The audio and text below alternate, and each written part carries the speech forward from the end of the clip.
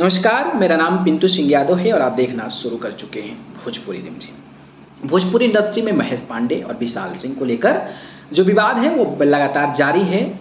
दोनों तरफ से वही सारे कटाक्ष हो रहे हैं, तमाम लोगों की वीडियोज़ आ रहे हैं, तमाम लोग अपनी अपनी प्रतिक्रिया दे रहे हैं, तमाम लोग उस पर अपनी राय दे रहे हैं। कुछ लोग गलत बता रहे हैं, कुछ लोग सही बता रहे हैं, लेकिन इन सब में सबसे बड़ा जो आगे का एजेंडा निकल कर नजर आ रहा है वो है कास्टिज्म, जातिवाद।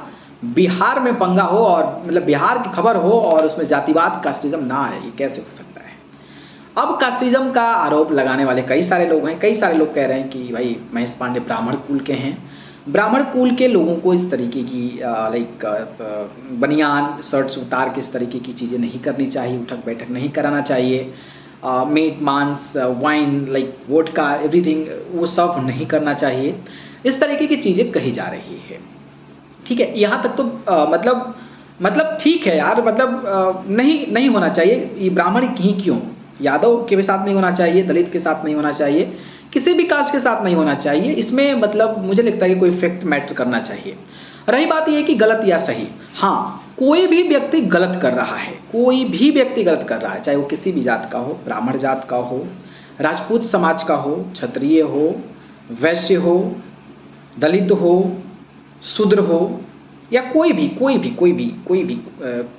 हो, कोई भी हो, तो जो गलत कर रहा है उसका उपाय होना चाहिए। और उसका उपाय के लिए हमारे देश में कॉन्स्टिट्यूशन है, लॉ एंड ऑर्डर है, पुलिस व्यवस्था है, थाना, FIR है, तमाम चीज़ें हैं। आप उसका सहयोग ले लेते हैं।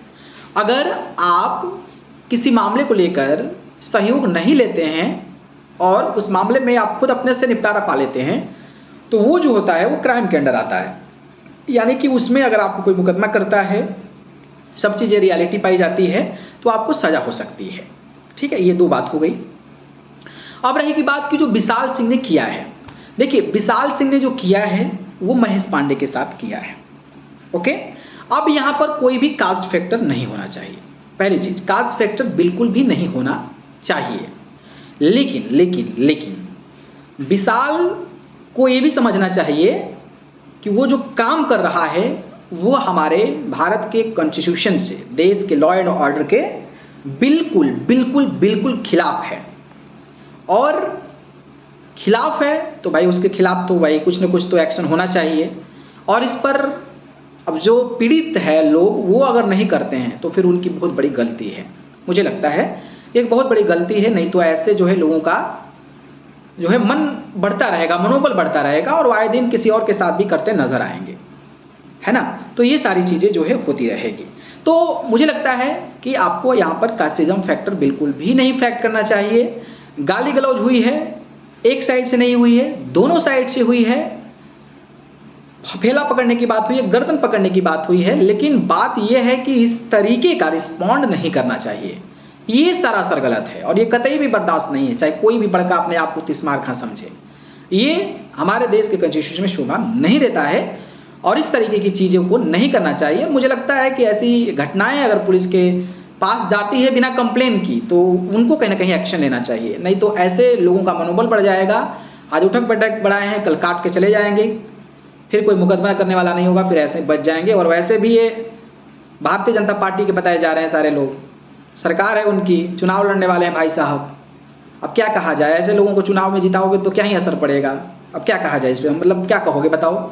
जो व्यक्ति का जो लोग हैं वो लॉ एंड ऑर्डर को नहीं मानेंगे, उसको सांसद बना दोगे तो क्या करेगा भाई, तो आपको कुटवाएगा, पकड़वा के कुटवाएगा।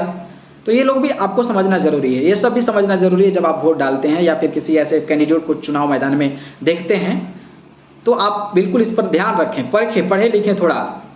ठीक है, जातिवादी के भाव में मत आए कि मैं राजपूत हूँ, राजपूत को वोट मारूंगा। राजपूत को वोट मारेंगे फिर आपका पल मारेगा।